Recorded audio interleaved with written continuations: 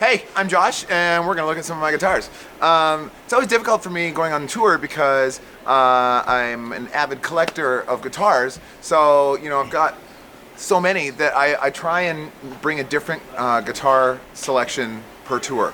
So, this tour, the album that we just did is heavily 80s influenced. So, I wanted to get a couple of things that were core 80s collectibles. This is one of my favorites. This is ultra rare American Showster, which, if the battery's on, has a working tail light.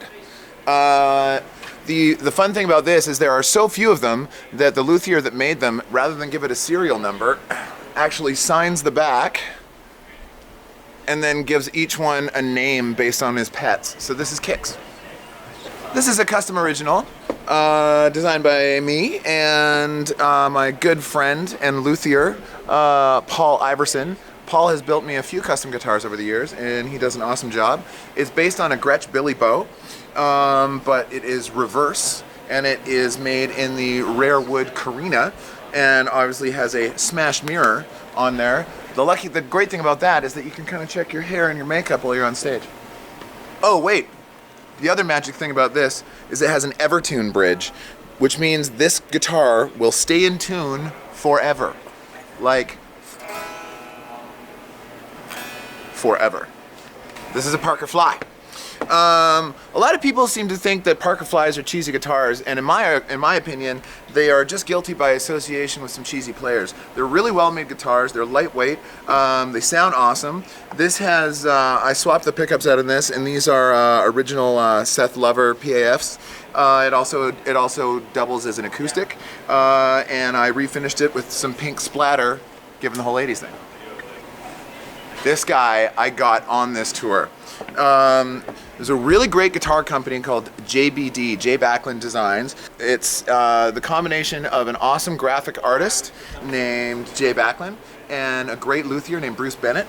Unfortunately, the company went under, so there are less than 40 of each guitar that they made.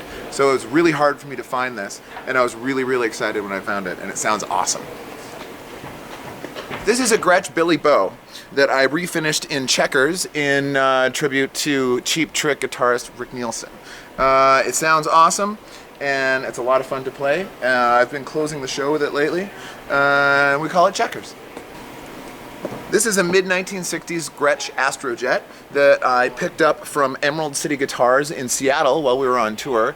It's one of the stranger, more esoteric of the Gretsch, and it's a really unique sounding guitar. It's got these Supertron pickups, which are not featured in many Gretsches, and it's cool. I always liked it. I feel like it looks like someone took an SG and just fucked it up. It's awesome, and it plays great. Also, in honor of the whole 80s thing, Joy Division, this is a Vox Phantom from the mid-60s. And I replaced two of the pickups with these Telinator wide range pickups. Now, the fun thing about wide range pickups is they were only ever made for real for a couple of years in the 70s because the magnets that are in them, Cunfife, are so expensive to make that Fender stopped making them. So if you get wide range pickups now, they're not going to sound very good. They sound like this. However, this one company on the planet still will make real wide range pickups, which is where I got these. They're very expensive, but they fucking sound rock and roll.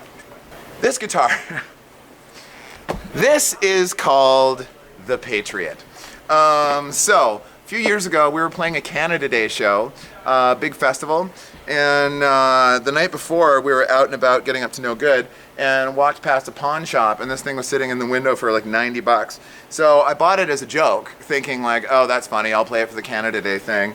And it sucked so bad that it only made it through like half a song, but it was only for a joke. And then it lived in my Jack-in-the-Box from the Ever After era for like 2 years.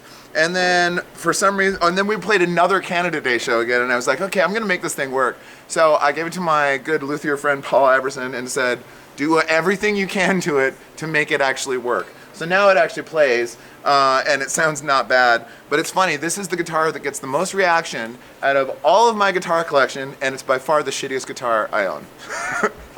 So here's the way all of my other shit works. So I play through 3 amps, I play through a 2-rock gain master for my clean tone.